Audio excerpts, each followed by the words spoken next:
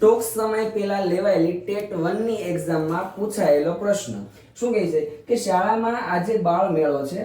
ધોરણ 1 થી 5 ના ક્રમિક બાળકો એટલે કે પહેલા ધોરણમાં 84 બાળકો, બીજા ધોરણમાં 92 બાળકો, ત્રીજામાં 101, ચોથામાં 88 બાળકો અને પાંચમા ધોરણમાં 75 વિદ્યાર્થીઓ હાજર છે.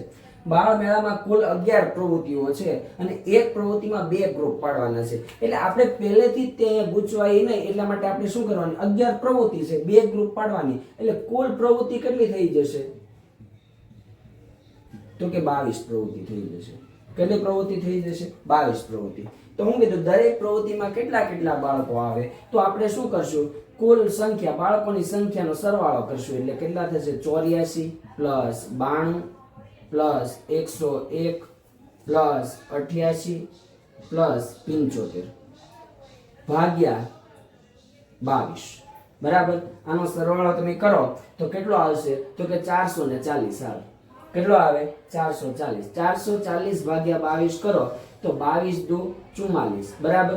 એટલે 20 ગુણ્યા કેટલા થાય તો કે 22.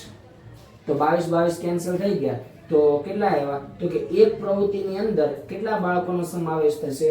20 બાળકોનો સમાવેશ થશે. જો તમે પહેલેથી તે અહીંયા 22 ની જગ્યાએ 11 લીધા હોત ને તો તમારો જવાબ કેટલો આવત તો કે 40. કેટલો આવત? 40. જે ઓપ્શનમાં છે જ પેપરમાં 4 ઓપ્શનમાં 40 જવાબ આપેલો છે તો આપણે ઉતાવળમાં પેપરમાં ભૂલ કરી દઈએ અને આપણે 40 આન્સર શું કરી દઈએ? ઠીક કરી દઈએ, જે ઓલરેડી કેવો છે? ખોટો છે.